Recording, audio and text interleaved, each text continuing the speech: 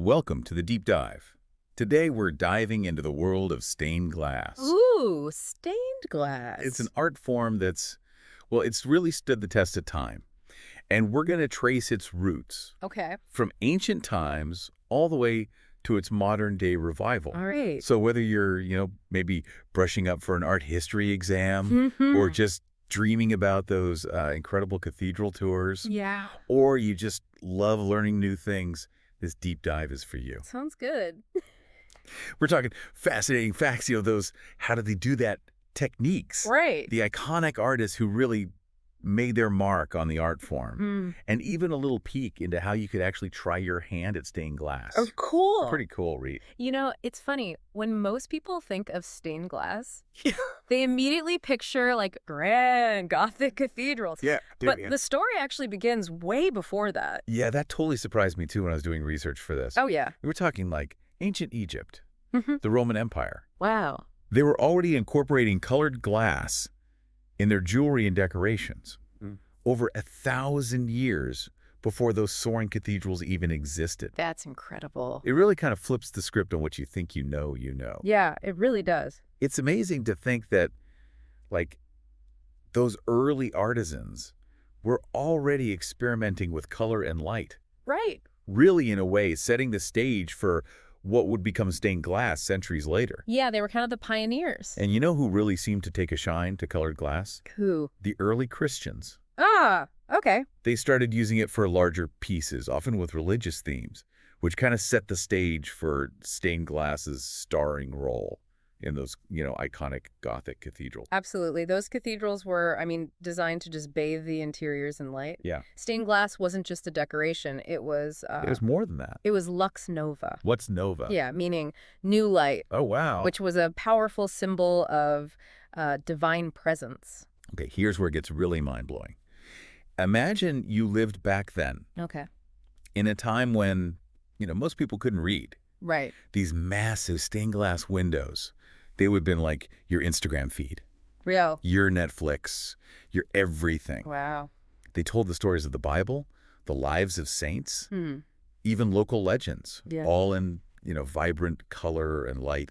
It was a way to teach, Mm-hmm. to inspire, to move people in a way that words alone just couldn't. Oh, absolutely. Talk about an impactful visual aid, right? Totally. Can you imagine the power those scenes would have had, Oh, yeah. illuminated by the sun streaming through those windows? Yeah, They were really bringing those stories to life totally. for people who might not have had any other way to experience them. So tell me, how do they actually make these incredible works of art? Okay, good I question. mean, the process just sounds insanely complex. Well, the journey from, just basic sand to a finished stained glass piece is truly fascinating. It all starts with silica, which is the main ingredient in glass, right? Okay. And they would melt this down at incredibly high temperatures. I can't even imagine. And then to get those rich colors, they'd add in metallic oxides. Metallic oxides. Yeah, it's kind of like alchemy, Alchemy. Yeah, like each metal yielded a different hue. Oh, okay. So cobalt for those deep blues, copper for greens, iron for amber. Wow. And they did all this without the fancy tools and thermometers we have today. I'm just picturing these artisans, like, experimenting with different combinations, Yeah. meticulously recording their discoveries. Yeah. Talk about dedication. Yeah. They were essentially manipulating the chemical makeup of the glass itself Exactly. to create those perfect colors. That's right. And the level of precision they achieved is just mind-boggling. It is. They were working with, molten glass, a substance that's constantly moving and changing, Right. and somehow managed to get those colors just right. Yeah, It's a testament to their skill for sure. and a level of patience I can only dream of having. Definitely. Okay, Yeah. they've got their colored glass. Right. Now what? I mean, those windows aren't just giant sheets of color, right? Well, no. You got those incredible details, the figures, the faces, the folds in the clothing. Yeah. How did they achieve all that? Well, that's where the real artistry comes in. Okay. Each window starts with like a full-scale drawing, like a blueprint. Okay. Then they'd meticulously cut and shape each piece of glass, Wow. sitting them together like a giant luminous puzzle. I always thought those lead lines that hold the pieces together, I always thought that was just decorative. Oh, Okay. But I guess they're actually the backbone of the whole thing? Exactly. Those strips of lead called came. Cane. Yeah. Okay. That's what holds the entire window together. Wow. Each piece of glass is carefully fitted into these lead channels, creating this network that provides support and defines the design. That's like a giant sparkly jigsaw puzzle. It is, yeah. With lead holding it all together. It is, yeah. I'm getting a whole new appreciation for the structural ingenuity that goes into these things. It is pretty incredible. But there's still those intricate details to consider. How do they get, like, all the fine lines, the shading, the facial expressions, Right. all that stuff that brings those figures to life? Right. Well, that's where glass painting enters the scene. Okay. They would use special paints made from powdered glass mixed with a binder. Powdered glass. Yeah, powdered glass. Wow. To create those details. So it's basically painting with glass on glass. Exactly. It is, yeah. Oh, that's meta. It is, yeah. So they're not just working with the colors they created in the glass itself. Right. They're adding even more layers of color and depth. Exactly. Right. It's a whole other level of artistry. It is, yeah. Requiring an incredible steady hand and a keen eye for detail. Right. And of course, once the paint is applied, the entire piece needs to be fired in a kiln. That's right. At high temperatures to fuse everything together. Yes. It's like baking a cake. Kinda. Only way more delicate and potentially disastrous if you get the temperature wrong. Oh, for sure. Too hot and the glass could warp or even melt. Oh, no. Too cool and the paint won't adhere properly. It was a delicate dance between art and science. Yeah. And those artisans were masters of their craft. Speaking of masters, I'm guessing there are some big names who really took stained glass to the next level. Oh, yeah. We've got, centuries of history here. Right. There must have been some rock stars of the stained glass world. Oh, for sure. There are some names you definitely need to know. Guys like Louis Comfort Tiffany. Tiffany. Yeah. Okay. Who brought stained glass into homes with his iconic lamps and windows. Okay. And Frank Lloyd Wright. Oh. Who used stained glass in a completely different way, all about, clean lines and geometric shapes. Okay, those are two names I've definitely heard before. But honestly, I couldn't tell you much about their styles or what made them so groundbreaking. Okay, well. Call me in. Well, get ready for part 2 of this deep dive. Okay. Because we're about to explore the evolution of stained glass. Okay. Through the eyes of these two visionaries. I'm excited. You'll be amazed by how they each used this, ancient art form to create something truly unique and enduring. All right, well, let's take a quick break, and we'll be right back with part 2. Sounds good. Welcome back to the deep dive. Last time, we were talking about those two stained glass giants. Oh, yeah. Louis Comfort Tiffany. Uh-huh. And Frank Lloyd Wright. Right. I'm really itching to know what made them so special. Well, get ready. Okay. Because we're about to enter a world of opalescent glass. Ooh. And architectural genius. Okay. First up, Louis Comfort Tiffany. It's Tiffany. A name that's, basically synonymous with elegance. Yeah. And artistry. For sure. He wasn't content with just creating, beautiful stained glass windows. Mm-hmm.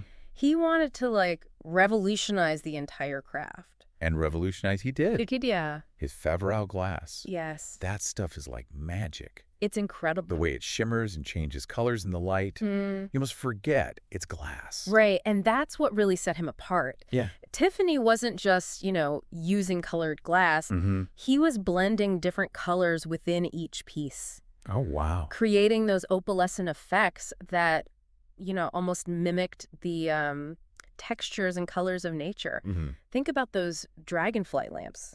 Oh, yeah. The wings look almost iridescent, like they could just take flight at any moment. It's like he captured nature's beauty and bottled it up in glass. He did. I can totally see why his work was so popular during the Art Nouveau movement. Oh, yeah. It was all about those flowing lines, organic shapes, Mm-hmm. and celebrating the beauty of the natural world. Exactly. It was a complete departure from the, traditional stained glass you'd see in cathedrals. Right. Tiffany brought stained glass into homes, made it accessible, desirable for, everyday people. Those lamps and windows weren't just decorative. Right. They were, statements. Yeah. Of style and sophistication. Okay, but let's talk about Frank Lloyd Wright. Okay. He's best known for his architecture. He is, yeah. What's his connection to stained glass? Well, Wright was a big believer that every element of a building, Yeah. from the walls to the windows, should work together harmoniously. I see. And for him, stained glass wasn't just decoration. Right. It was an integral part of his architectural vision. Okay. His style, known as prairie school architecture, Okay. was all about, clean lines, geometric shapes, and a strong connection to the natural world. So instead of those like ornate floral patterns, right, stained glass designs were more minimalist. Exactly. He often used abstract, geometric patterns, sometimes inspired by nature, but always with a sense of order and simplicity. And he was incredibly clever about using stained glass to control light and create like a sense of privacy. Oh, interesting. Think about his famous Roby house. Yeah. Those long horizontal windows, those geometric patterns, they let in natural light while still, shielding the interior from prying eyes. It's genius. So two very different approaches. Very different. But both really pushing the boundaries of what stained glass could be. They were, yeah. Tiffany, with his nature-inspired opalescence. Right. All right, with his minimalist geometry. Exactly. It makes me wonder, what was happening in the, wider world of stained glass at the time? Oh, good question. Did these guys influence other artists? Oh, absolutely. I mean, they were pioneers, but they weren't, working in a vacuum. The late 19th and early 20th centuries saw a real resurgence of interest in stained glass, both in Europe and America. It was a time of experimentation. And innovation. So there's like a whole stained glass renaissance happening? There was. It's like this art form just keeps reinventing itself. It does, yeah. And that brings us to, the modern era. Remember how we talked about how stained glass is having a bit of a moment right now? Oh, yeah. Well, those seeds were sown by artists like Tiffany and Wright. For sure. Who challenged the kind of traditional notions of what stained glass could be. Right. They pushed the boundaries. Right. It's not just about cathedrals and churches anymore. Right. We're seeing stained glass in public spaces, corporate offices, even modern homes. Yeah, it's everywhere. And the techniques have evolved, too. Contemporary artists are using new materials, experimenting with textures, three-dimensional forms, really pushing the boundaries of what's possible with glass and light. It's really incredible what they're doing. So let me get this straight. Okay. We've gone from ancient Egyptians using colored glass beads to full-blown art installations. We have. It's mind-blowing how much this art form has transformed over time. It is, yeah. And speaking of transformations, didn't you mention something about how even we could try our hand at stained glass? I did. Remember how we talked about all those intricate steps? Yeah, the cutting, the painting, the firing. Yeah. Well, these days there are kits and classes. Really? Yeah. Oh, cool. Designed for, beginners. You can super. create smaller pieces like sun catchers or jewelry. It's a great way to, kind of experience the magic of working with glass. Okay, sign me up. Seriously, I'm intrigued. Oh, yeah. But before I dive into a DIY project, let's address the elephant in the room. Okay. We've been talking about these incredible works of art, some of them centuries old, but time takes its toll on everything, right? So how do we make sure these masterpieces continue to shine for, generations to come? That's a great question. Yeah. And it leads us to the crucial but often overlooked world of stained glass conservation and restoration. It's a whole other level of artistry and dedication. I bet. And it's essential to preserving these fragile treasures. Well, you've definitely piqued my curiosity. I'm ready to delve into the world of stained glass preservation. All right. What secrets and challenges await? Tune in for the final part of our deep dive where we'll uncover the delicate art of keeping these luminous legacies alive.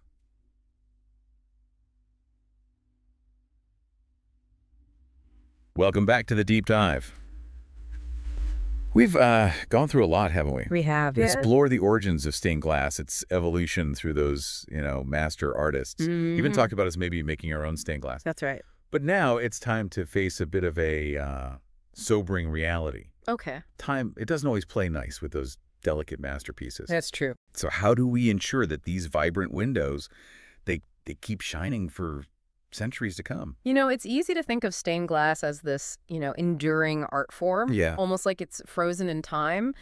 But the reality is that these windows, they're constantly battling the elements. Oh, for sure. Wind, rain, pollution, even sunlight can take their toll. I guess it makes sense when you really think about it. I mean, these windows are often hundreds of years old, Right. exposed to the elements, day in and day out. Yeah. What are some of the kind of biggest threats they face? Well, one of the biggest culprits is acid rain. Acid rain. Yeah, it's a nasty byproduct of air pollution. Right. And it can literally eat away at the surface of the glass. Really? Yeah, it dulls the colors, obscures those intricate details. Wow.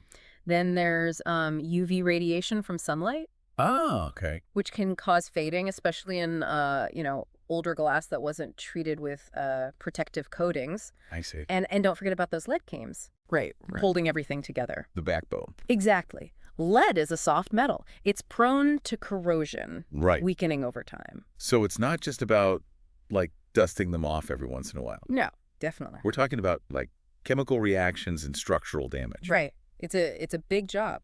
Sounds like a pretty daunting task to keep these windows in good shape. It can be, yeah. What are those, what are those stained glass doctors? The conservators. Yeah, the conservators. Yeah. What do they do to combat these problems? Well, it's a fascinating blend of art and science. Okay. Really. First, they meticulously document every single detail of the window. Oh, wow. Photographs, measurements, even those tiny cracks and chips. Yeah. It's like creating this detailed medical record for a very special patient. So it's all about, like, understanding the history of the window, Yeah. identifying those problem areas before they get worse. Exactly. What happens after the diagnosis? Good question. Is it just, cleaning the glass and replacing any broken pieces? Well, it's rarely that simple. Oh, okay. Conservators have this whole arsenal of techniques, Really? depending on the severity of the damage. I see. They might use, specialized solutions for gentle cleaning, Mm-hmm. carefully reinforce those weakened lead cames, Right. or even use tiny fragments of new glass to fill in gaps, Wow. almost like a microscopic jigsaw puzzle. It's like they're performing surgery on these works of art. It is, yeah. I'm guessing it takes, a lot of skill. A lot of skill. And patience. And patience. to work on such a delicate scale. Absolutely. Stained glass conservation is it's a highly specialized field. Yeah. It requires a deep understanding of the materials, the history, and those artistic techniques involved. And sometimes there are, tough decisions to be made. Oh, like what? Like if a piece of glass is too damaged to repair, Yeah. do you replace it with a modern replica? Or do you leave the gap as a kind of a reminder? Right, of the Windows journey, Exactly. of its long journey through time. It's that balance between preservation and restoration. Yeah. Honoring the original artwork Yeah. while ensuring its survival. It's fascinating. It is. And a bit mind-boggling to think about that level of care Yeah. and expertise Yeah. that goes into preserving these, fragile treasures. It's a labor of love, for sure. And often it's happening, behind the scenes. Right. Out of the public eye. Mm-hmm. But those conservators are the unsung heroes. Yeah. The guardians of these luminous legacies. They're pretty amazing. Their work ensures that these windows continue to inspire, awe and wonder for generations to come. As we wrap up this deep dive, I'm struck by how much more there is to stained glass than meets the eye. It really is. It's not just about those pretty colors and, those intricate designs. Right. It's a story of history. Science, artistry, Yeah, and even a bit of detective work when it comes to preservation. that's right. Each window is a unique testament to human ingenuity. It is, yeah. A reminder of the power of art to, transcend time and connect us to the past. I completely agree. So the next time you find yourself, maybe gazing at a stained glass window, take a moment to appreciate not just its beauty, but also, the hands that crafted it and the tireless efforts of those working to keep it shining brightly. It's something to think about, for sure. Who knows? Maybe this deep dive has sparked a newfound passion. Maybe you'll seek out a local studio. Yeah. Try a beginner's class. Yeah. Or even just, look at those windows with a new sense of wonder. The world of stained glass is full of surprises, vibrant colors, hidden meanings, and a rich history just waiting to be discovered. Go explore it. Thanks for joining us on The Deep Dive. We'll see you next time.